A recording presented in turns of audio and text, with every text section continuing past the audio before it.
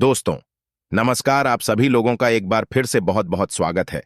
Astro सच में माता रानी दुर्गा माता वैष्णो के लिए एक लाइक जरूर करें।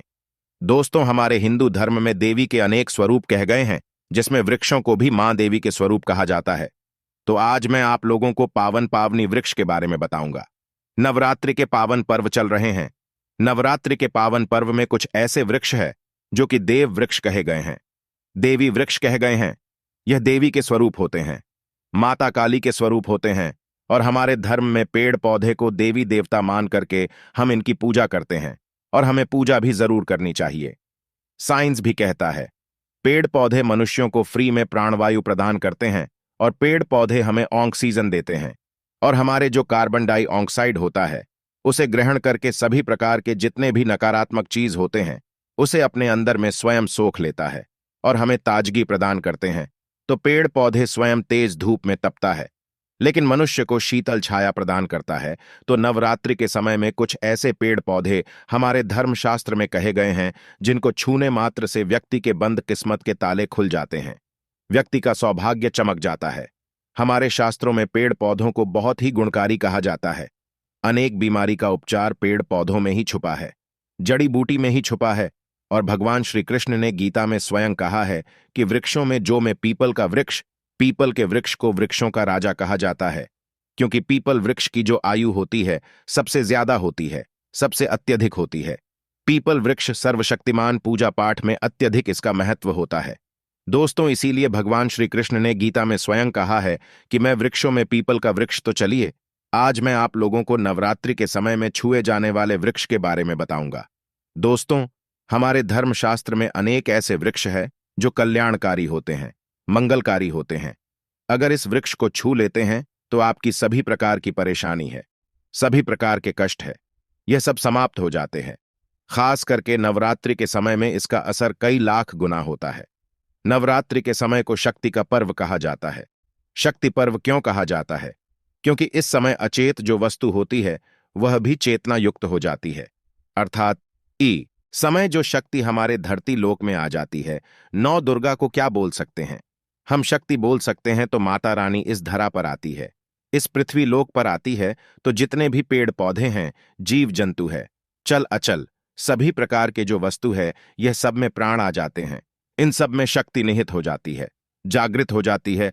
तो इस समय कोई भी पेड़ पौधे को जाकर के छूटे, खास करके देवी स्वरूप कह गए जो पेड़ पौधे होते हैं, जाकर के आप इसे छू करके आते हैं तो आपके जीवन की परेशानी है, दुख है, तकलीफ है, कष्ट है, रोग है, बीमारी है, कलह क्लेश है, जीवन में चल रही बहुत बड़ी समस्या है, सब समस्या समाप्त हो जाए। आती है काल सर्प दोष, मंगल दोष, शनि दोष, राहु दोष, तत्काल अपना असर दिखाती है। दोस्तों, आज मैं आप लोगों को 3 पौधों के बारे में बताऊंगा, और ये तीनों पौधे देववृक्ष कहे जाते हैं। वीडियो को ध्यान से देखना। अगर आज की वीडियो मिस कर दी तो फिर सारी जिंदगी आपको पछताना पड़ेगा, क्योंकि नवरात्रि ही एक ऐसा पर्व होता है, एक ऐसा समय होता है, केवल 9 दिनों के भीतर में आपको लंबी ऊर्जा पाठ करने की जरूरत नहीं पड़ती। केवल 9 दिनों के भीतर में ही आप अपनी समस्या को, आप अपनी गरीबी को स्वयं अपनी आंखों से समाप्त होते हुए देख सकते हैं। मैं जिस वृक्ष के बारे में बता रहा हूं, ये सारे वृक्ष आपको अपने घरों के आसपास में बहुत ही आसानी से मिल जाएंगे। दोस्तों, वीडियो में आगे बढ़ने से पहले, जानकारी बताने से पहले, अभी तक कमेंट बॉक्स में जय माता दी नहीं लिखे हैं तो जय माता दी जरूर लिखना। जब आप हमारे कमेंट बॉक्स में जय माता दी लिखते हैं तो हमें काफी हर्ष होता है, काफी उल्लास होता है। आप हमारी वीडियो को लाइक करते हैं तो हमारा मनोबल बढ़ता है, और आप सभी लोगों के लिए इस प्रकार ज्ञान भरी जो अच्छी अच्छी जानकारी होती है आप सभी लोगों के लिए लेकर के आते हैं। तो अगर आप इस प्रकार की जानकारी में इंटरेस्ट रखते हैं, स्माइल फैमिली चैनल को अगर सपोर्ट करना चाहते हैं, तो आप हमारे चैनल को सब्सक्राइब कर हमारा सपोर्ट जरूर करें। दोस्तों, मेरे जो उपाय होते हैं, आप लोगों को मैं सरल से सरल आसान उपाय बताता हूं, जो उपाय बहुत ही सरल होते हैं, बहुत ही आसान होते हैं, और ये रामबाण की तरह काम करते हैं। जिस प्रकार प्रभु राम के जो बाण होते हैं, उसी प्रकार मेरे वीडियो में बताए गए जो उपाय होते हैं, अचूक होते हैं, कभी भी प्रभावहीन नहीं होते हैं। तो वीडियो को ध्यान से देखना, कौन से ऐसे 3 वृक्ष है जिसे हमें छू करके नवरात्रि इस समय में जरूर आना चाहिए। एक खास बात सभी दर्शकों को बताना चाहूंगा, नवरात्रि के समय में जितना ज्यादा हो सके देव वृक्ष की पूजा जरूर करना। दोस्तों, वृक्ष में कई प्रकार के वृक्ष होते हैं। चलिए, मैं आप लोगों को बताना चाहूंगा कौन से वृक्ष को छूने से हमारी गरीबी मिटती है। पहला जो वृक्ष है, बेल का वृक्ष। जो बेल का वृक्ष है, यह वृक्ष माता पार्वती के पसीने से उत्पन्न हुआ है। स्कंद पुराण के अनुसार जो माता पार्वती है, यह देवी स्वरूप कही गई है, अर्थात यह नौ दुर्गा के स्वरूप कही गई है।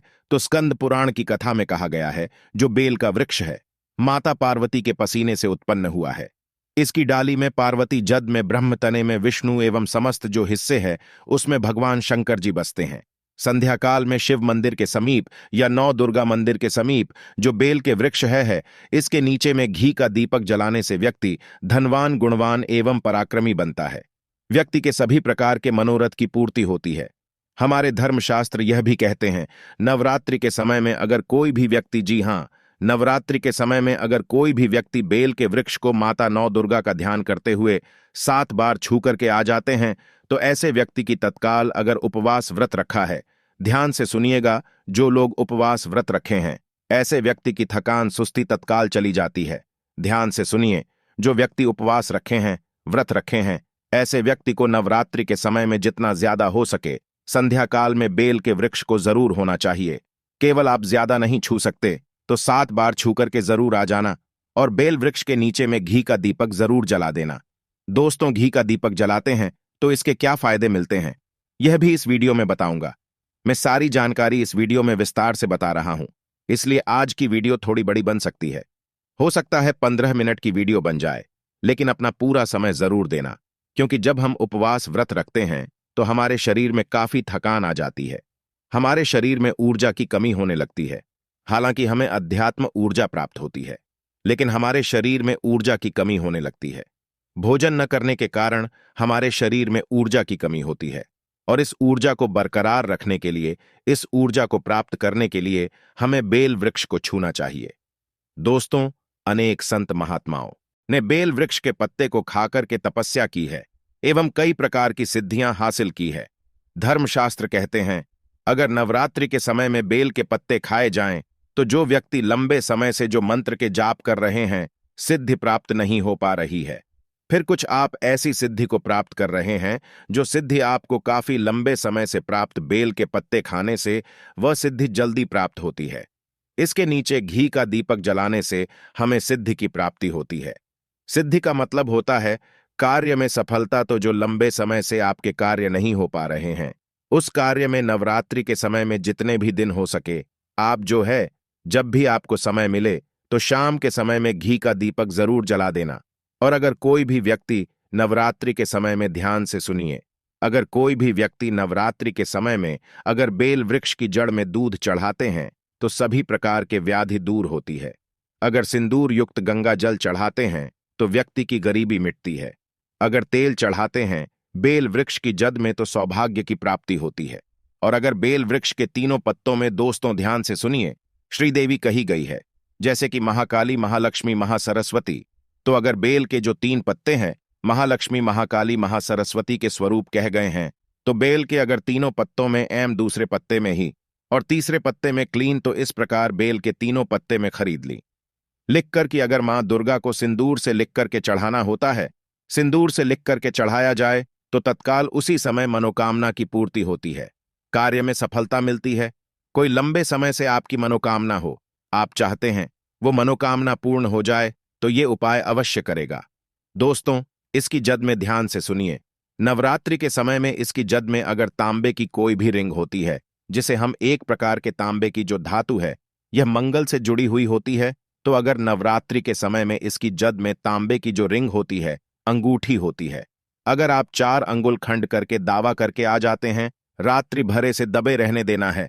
इसके बाद अगर आप पहन लेते हैं तो वह जागृत हो जाती है, क्योंकि जो बेल के वृक्ष है स्वयं जागृत कहे गए हैं। और नवरात्रि के समय में इसकी जो आवारा होती है, इसकी जो ऊर्जा होती है, अत्यधिक बढ़ जाती है। फिर अगर आप इस प्रकार की अंगूठी को पहनते हैं तो कभी भी आप रक्त संबंधी समस्या नहीं आती, शनि का दोष नहीं सताता, राहुल की पीड़ा नहीं सताती, और नौ दुर्गा की कृपा से सदैव आप सुरक्षित रहते हैं।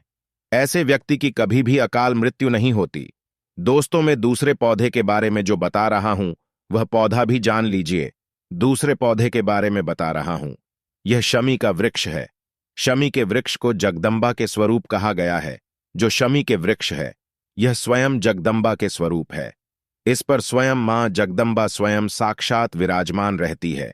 और कोई भी व्यक्ति अगर संध्या काल में नवरात्रि के समय में इसके नीचे में धूप दीप जलाता है, धुआं दिखाता है, तो उनकी सभी प्रकार की परेशानी दूर होती है।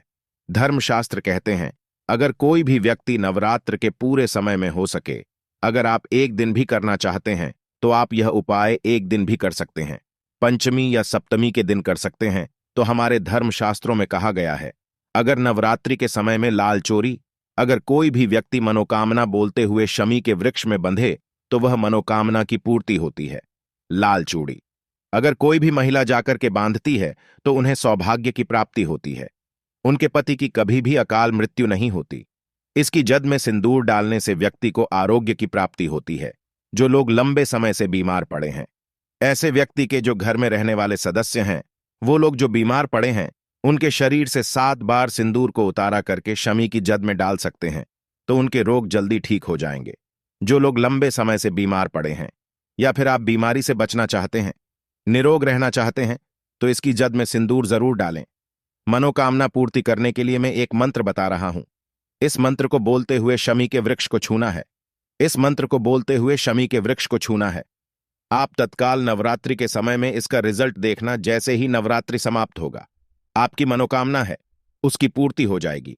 आपकी जो दरिद्रता है वह दरिद्रता समाप्त हो जाएगी। तो मंत्र कौन सा है? तो आपको बोलना है, मर्म मनोरथ पूरे मर्म दरिद्रानाश। यह मंत्र आपको बोलना है। यह मंत्र बोलते हुए शमी के वृक्ष को छूना है। सभी प्रकार के आपके मनोरथ की पूर्ति होगी। आपकी जो दरिद्रता है, दरिद्रता समाप्त हो जाएगी, छू मंत्र हो जाएगी। यह आपको छूते हुए बोला है। आप चाहते हो तो नवरात्रि के समय में मौली था गे भी शमी के वृक्ष पर बांध सकते हो। अधिकतर लोग मौली धागा बांधते हैं। मौली धागा बांधने से माता रानी आपसे बंध जाती है। दोस्तों, कहने का मतलब है कि माता रानी आजीवन आपका साथ देती है, आपके हर कदम में मार्गदर्शन करती है। इसकी जड़ की मिट्टी लाकर के ध्यान से सुनिए। नवरात्रि के समय में अगर आप जो है 9 दुर्गा के उपवास नहीं कर पा रहे हैं, व्रत नहीं कर पा रहे हैं किसी कारणवश, तो केवल इसकी जद की मिट्टी लाकर के नवरात्रि के समय में स्नान करने से व्यक्ति का भाग्य उदय हो जाता है। व्यक्ति का भाग्य चमक जाता है। व्यक्ति की जो फूटी किस्मत होती है वह भी चमक जाती है। आप में से अधिकतर लोग बोलते हैं ना कि गुरुजी, हमसे लक्ष्मी नाराज हो चुकी है, लक्ष्मी हमारे घर में आना ही बंद कर चुकी है। तो आप चाहते हैं कि लक्ष्मी की कृपा प्राप्त हो जाए, तो नित्य नवरात्रि के समय में इसकी मिट्टी को लाकर के नवरात्रि के समय में स्नान करना शुरू कर दीजिए। नहाने वाले पानी में डालकर के स्नान करना शुरू कर दीजिए। आपके शरीर से दोष दूर हो जाएंगे। आपके शरीर से किसी भी प्रकार की पीड़ा है, नकारात्मक शक्ति आपके शरीर में प्रवेश कर गई है, वह भी समाप्त हो जाएगी। दोस्तों, तीसरे क्रम में मैं जिस वृक्ष के बारे में बता रहा हूं, मित्रों, इस वृक्ष को देव वृक्ष भी कहा जाता है। तीसरा वृक्ष है वो है परिजात का वृक्ष। परिजात का वृक्ष समुद्र मंथन से उत्पन्न हुआ था और यह देवराज इंद्र के नंदन वन में स्थापित किया गया था। परिजात वृक्ष भगवान कृष्ण ने मानव जन कल्याण के लिए धरती लोक पर लाए थे। जो पारिजात का वृक्ष है, इसे भी लक्ष्मी का स्वरूप कहा गया है, क्योंकि माता लक्ष्मी भी समुद्र से उत्पन्न हुई है और पारिजात के वृक्ष भी समुद्र से उत्पन्न हुआ। इस नाते यह माता लक्ष्मी की बहन कही जाती है। तो ऐसा माना जाता है कि कोई भी मनुष्य, उनके शरीर में कितनी भी ज्यादा थकान हो, कितनी भी पीड़ा हो, जैसे कि नवरात्रि के अगर आप व्रत रख रहे हैं, व्रत के दौरान अगर आपके शरीर में थकान है, पीड़ा है, तो परिजात के वृक्ष को शाम के समय में छू करके जरूर आ जाना। आप चाहते हो तो नवरात्रि के किसी भी टाइम में, आपको टाइम में उस समय में जाकर के इसके वृक्ष को छू सकते हैं। इसके वृक्ष को छूते ही तत्काल शरीर से पीड़ा है, जो थकान है, सुस्ती है, कमजोरी है, वह समाप्त हो जाती है। इस वृक्ष के नीचे में अगर नवरात्रि के समय में घी का दीपक जलाया जाए, चुटकी भर सिंदूर अगर इसकी जद में डाला जाए, तो सभी प्रकार की मनोकामना की पूर्ति होती है। लेकिन आपको प्रार्थना जरूर करनी है कि ही परिजात वृक्ष, आप देवी स्वरूप कही जाती है, आप हमारी सभी प्रकार की पीड़ा को दूर करें। ग्रह दोष है, पितृदोष है, लक्ष्मी दोष है, इसे आप समाप्त करें। लक्ष्मी स्वयं आपकी बहन है। माता लक्ष्मी का हमारे जीवन में प्रवेश कर जाए, इस प्रकार का आप हमें आशीर्वाद प्रदान करें। इस प्रकार से आप इनसे जो है मनोकामना बोल सकते हैं, मनोरथ बोल सकते हैं। यह लक्ष्मी की बहन कही गई है, क्योंकि समुद्र मंथन से उत्पन्न हुआ है। तो अगर आप भी जल्द धनवान बनना चाहते हैं, आपके जीवन में कोई कामना है, कोई कामना अधूरी रह गई है, तो हमने 3 वृक्ष के बारे में बताया है। इन 3 वृक्ष को नवरात्रि के समय में छूना शुरू कर सकते हैं। और अगर कोई व्यक्ति ये तीनों वृक्ष को छू लेते हैं, ध्यान से सुनिए, अगर तीनों वृक्ष को छू लेते हैं तो ऐसे व्यक्ति के कार्य सफल होने से, ऐसे व्यक्ति की मनोकामना पूर्ण होने से दुनिया की कोई भी शक्ति नहीं रोक पाएंगे। मनोकामना पूर्ति करने के लिए, कार्य में प्रगति प्राप्त करने के लिए, अपनी किस्मत को चमकाने के लिए, सोए हुए भाग्य को जागृत करने के लिए नवरात्रि में ये उपाय जरूर करिएगा। दोस्तों, ये उपाय सोने पे सुहागा होगा। ये आपकी जिंदगी को संवार देंगे, आपकी जिंदगी में चल रही परेशानी को दूर कर देंगे। तो यह जानकारी कैसी लगी, हमें कमेंट सेक्शन में जरूर बताना और इस जानकारी को अपने तक सीमित मत रखना। इस जानकारी को आगे जरूर शेयर करना, क्योंकि ज्ञान बढ़ाने से ज्ञान बढ़ता है। हो सकता है आप इस वीडियो को शेयर आगे करेंगे तो कोई व्यक्ति नवरात्रि के समय में थकान महसूस करते हैं, पीड़ा महसूस करते हैं, नवरात्रि के समय उनको होती है, किसी भी प्रकार के कष्ट होते हैं, तो इन वृक्षों को छू करके सारे कष्टों से छुटकारा पा सकते हैं। तो समाज कल्याण हेतु इस वीडियो को आगे जरूर शेयर करना। कमेंट बॉक्स में अभी तक जाए।